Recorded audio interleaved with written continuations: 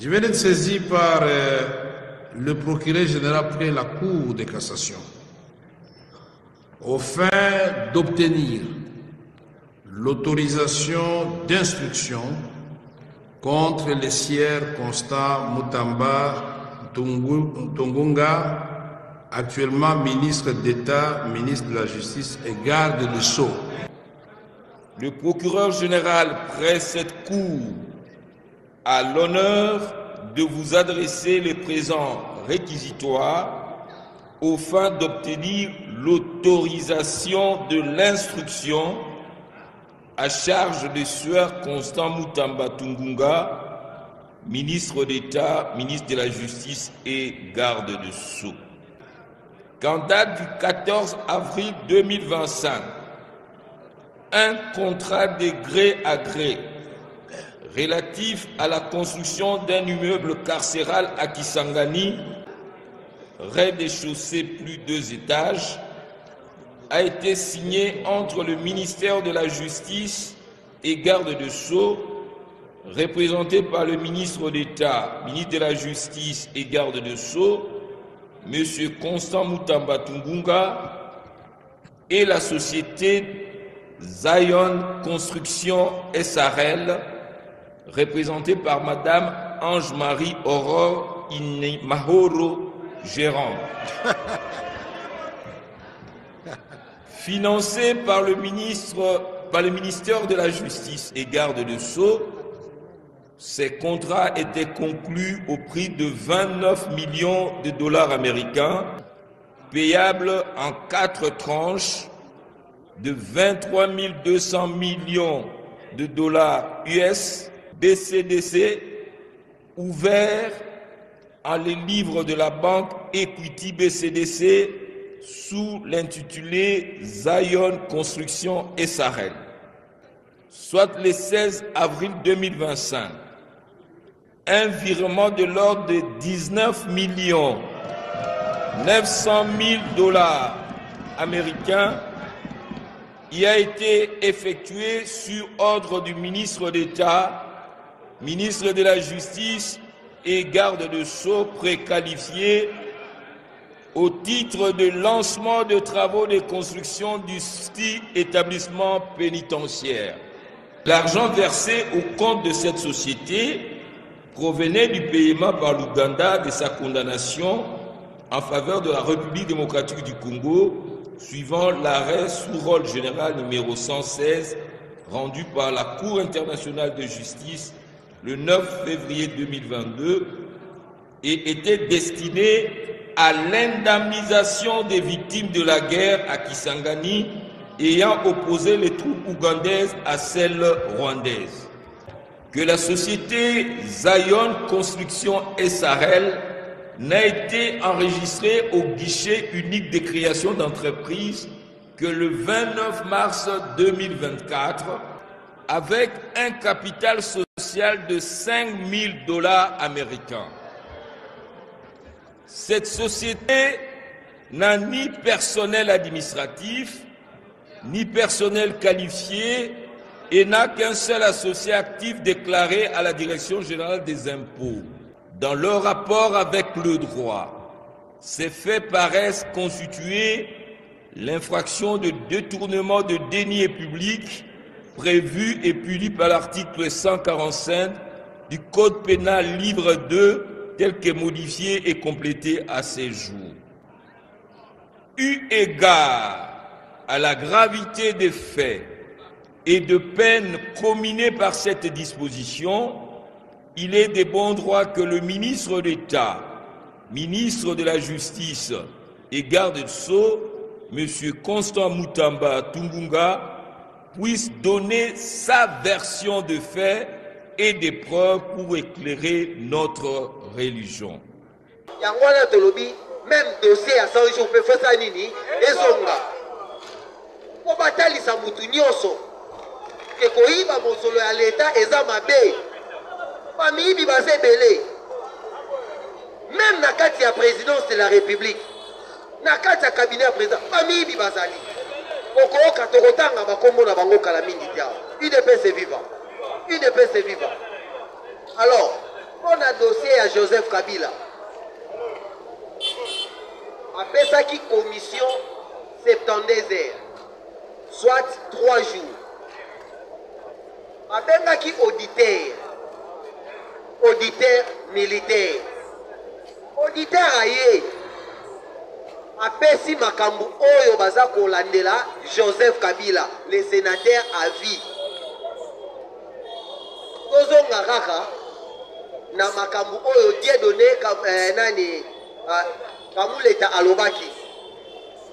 A immunité et protégeaka bango te et protégeaka des fonctions. C'est que même Kabila ba immunité ba immunité. Et ça est le côté UDPS viva. UDPS viva. Kabila ba bengie aya aboyi koya. Pande konanga. Ata biso batu toza na kati ya commission wana te. Eloko nini koya na sika. Akokanga ye. Déjà mandat d'arrêt international les obongama contre ye. UDPS viva. UDPS viva. Yo servir mboka pendant 18 ans après commis rebelle. Au commis lisusu peuple wana. Oyo bande ko servir. Patika yo on vanda libre parce qu'on a Kabila. Parce qu'on a Raïs. UDPS viva. Alors bande konanga on so bazolo bake eza acharnement. Il faut te préciser. Eza acharnement te. Batu bazolo bake non eza acharnement contre baswahiliphone. Non. Totika olobelo koana. Parce que tant bakangaka je koko mulumba. Tout le monde a raté balobi acharnement contre bakasa eza wete. Tant bakangaka dio mindongala. Dio mindongala azaka ya wat. Azaka mukongo mutando. Tant bakanga dio mindongala. Tout le monde a été dans Congo central balobi acharnement contre Bakongo. Baboma kutu Jacques Mbadou. Jacques Mbadou babomie. Tout le monde a Bakongo batelemate balobi ke o nani acharnement contre Bakongo. Tout le monde a ngoté. UDPS viva. Akangaka Franck Diongo o lelo komi rebelle. Akangaye batete la batelemate. Alobate ko biso batete la nous les ressortissants ya Sankourou batikala oloba yango te. D'ailleurs, Bakenda plus loin, ministre à justice, Alexis Tambomamba 12 Souki. Alobake, ce sont des voyous ces opposants-là. Abenga bango ba voyous. Mais tout le monde a dit que Balobi, baza ko s'acharner contre Batete là, baza ko s'acharner contre Batwa Congo central. Batikala olobelo ko anate. Lelo ba simbi bango et comme que non, acharnement contre Baswahiliphone. Totika oloba maloba wana, UDPS viva. Totika justice et ça musala nango et kangela biso ba miibi. Même ba miibi o kit. Nzela Kinshasa ba Congo. Ba sa la route à sika, ba signer contrat l'autre. Autoroute. Ba signer lobby. Toyebi ke ba tebele ba ko détourner. Mais toteli sous la biso tozotala. UDPS viva. UDPS viva. Obete la no mama jidi tumilo maboko ko. Ande konangai. Olobaka boy. Soki muto asali eloko ya malamu, il faut to sepela. Ozaleka na nzela moko ya matadi. Nzela wana eza na ba virage ebele et causer ba accident ebele. Mais lelo mama Soubino a signé autoroute. Bazo banda misala kala mingi te awa. Eza quand même eloko ya malamu. UDPS viva. UDPS viva. Ozala te lokola batoma. Alingaka kobeta maboko soki bamoni. Non, biso toza na espoir. Parce que toyebi ke lokola ba dossier na niveau ya justice ebandi déjà pour na bamiyibi, ba oyo so ba ko détourner ba mbongo wana ba ko kanga bango. Et puis tozo senga na président de la République. Antonio so ba lia mbongo ya projet à Chile gelou. Il faut ba kanga bango za boité. Chers compagnons d'élite, toza la bomoko. Congo ya Tshisekedi eza Congo ya unité. Makambo ya tribalisme eza te le président Tshisekedi ateki Congo. Abandé ko comprendre te. Aussi à président Tshisekedi ezali que a minéré oyo des milliers de Congolais bazo koufela. A Congolais ba koufa lisusu te. mais ba minéraux wana et servir biso pona kotonga ekolo na biso. UDPS viva. Nde yango asalaki masolo na États-Unis. Tolandaki bien Massad Boulos. Oh batindaki awa makambo alobaki. Alors ce n'est pas que le président Tshisekedi nous a vendu le Congo, non. Mais tokoya tokotonga eza contrat gagnant auto signé. Nous avons un partage ya connaissance ya ba américain opesa ngo pe pa ba congolais na kati ya contrat wana ezali. Et puis boye ba yango même sur le plan sécuritaire ils sont aux États-Unis, nous avons assurer sécurité dans la République démocratique du Congo, surtout précisément dans la partie orientale côté Batebele Baza Kokufa. UDPS viva. Donc andé atu o ba yebi o mingi baloba ke ba congolais baza ba ignorant. Oui, tous ça peut-être ba ignorant parce que tous ça na maîtrise ya géologie ya Congo té. Tous ça na maîtrise ya géographie pe ya Congo té. Atebele basutu kaka. UDPS viva. Yango monaki Moïse Katumbi aya lobi ke ba minéraux za lisusu té. Monika alikambu ya États-Unis balamoko Kabila telemi abandi koloba batu ba telemi babandi koloba Tshisekedi ate kiboka pourquoi esali bango pasi parce que bayebi ke bango nde baza na sima ya ba groupe armé. Vous pensez bandeko nanga awa na kati ya Kinshasa awa na Kinshasa awa bato nyonso bazotonga ba immeuble ba politicien oyo bazotonga ba immeuble mbongo bazozwa wapi? Ezouta na est, ezouta na ba détournement. Soki mboso ayebisaka ba député collègue olongwa na ba groupe armé ayebi eza na batu baza na ba groupe armé baza na kati ya ba député wana bango nde bazotonga awa. Okomona mutu awa na kati ya capitale aza na musala moko malunga asalaka te mais bazolakisa o ba immeuble na ye awa azwaka mbongo wapi? UDPS viva. UDPS viva. Yango wana contrat wana ya États-Unis ekati bango. Alors bandeko nanga, qu'est-ce qui se passe? Na 2019 président Tshisekedi a solola na ba voisin na nyonso.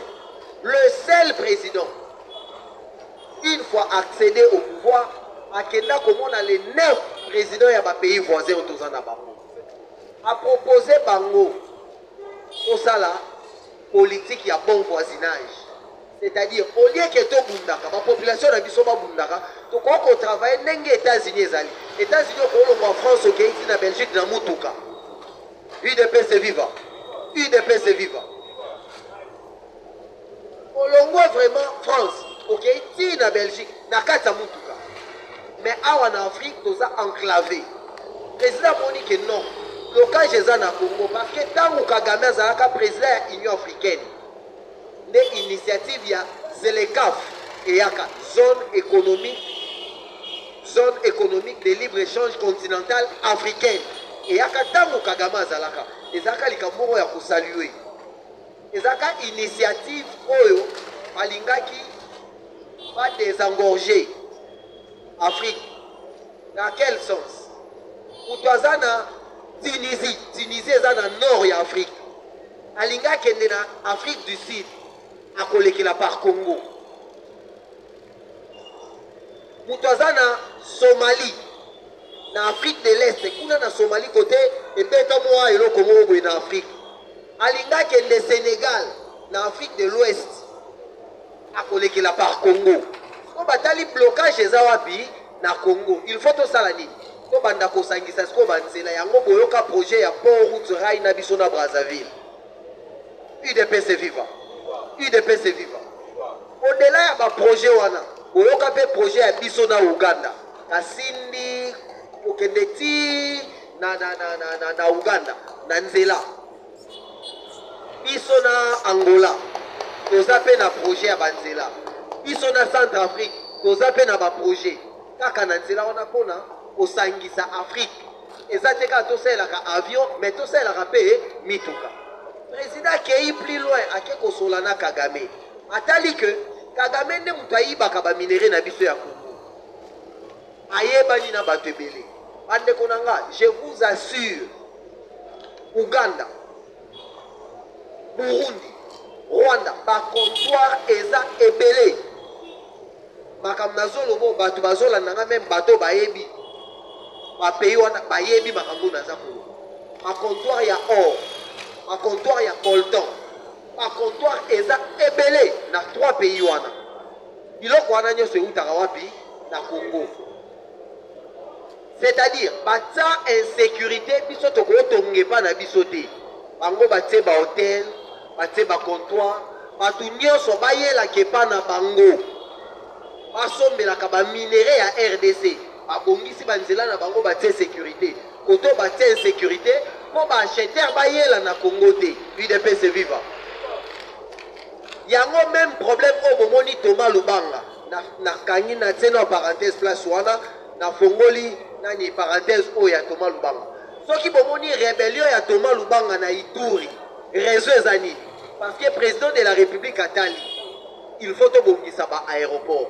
Ndenge ba bongisi o ya Bamboka ya Kisangani. Ndenge balingi basala aéroport international na Ituri.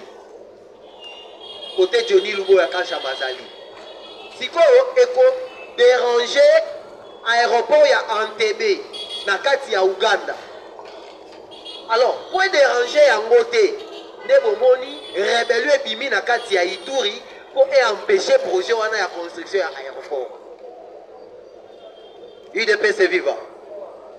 Soki botali même Rwanda a déranger kataka insécurité pour ba touriste o bayaka baya epa na biso te bayela ka kepa na ye a bénéficier ka bo ne yango wana makambo ba. Maintenant, Kagame tellement senti kaza coincé. Olandi déjà mon bongo bande kozwa na sima ya Rwanda. Wayazo yango lisusu ezate. Rwanda a suspendre ba vol na ye na ba pays ebele. Et puis à Saliboé, allez vérifier cette information. Ba travailleur na ye o bande kozwa salaire ya likolo à réduire bango na 65% ya salaire. 65%. Si on a par exemple $10,000, va réduire à 65%. On va salaire à C, va réduire à 8%. Nous avons pour combler le vide, na bambongo ou a commis qu'on dépenser pour la consommation de kérosène. Na tout ou a commis qu'on la banda tokanga espace na biso. Mais aussi mbarati. UDPS viva. Dès que Moni Kagame a esiko comme na président. Nanzela ya États-Unis parce que hier boye na président non bakutanité à lequel il na sima ya États-Unis parce que ba proposer au président oui bi que na juin a ande photo signer signature UDPS viva alobi boye oye bisa président Tshisekedi alimbi sangana nu na makambu oye salami entre ngai na ye. Alors lokola proposition ezalaki nde ya ye ya carnet d'adresse ngai na ndimi na banda kosomba ba minéraux na RDC et kota na Rwanda na voie légale a proposé yango. UDPS viva alobi na banda kosomba ba minéraux na voie normale tokoboma lisusu te sécurité kozala mengamo na banda kosomba po banda koya kotekela yango awa na Rwanda donc na sombi na revendre awa na kati ya Rwanda. UDPS viva parce que ba proposa ki eloko moko oyebi ke na ba accord o to sali na États-Unis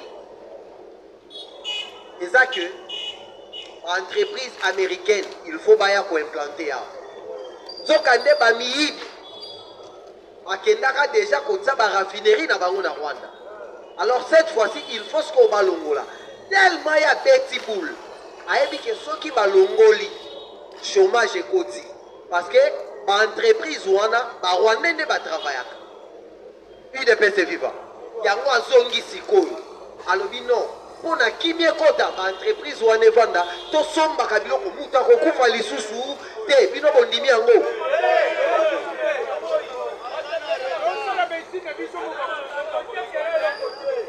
yango bomoni UDPS viva yango bomoni nanga amituni awa sikoyo Kagame a se rétracté, c'est-à-dire azongi sima on a décision au président Tshisekedi proposition plutôt au président Tshisekedi a proposé kae siko suka na biso eza ko suka ndenge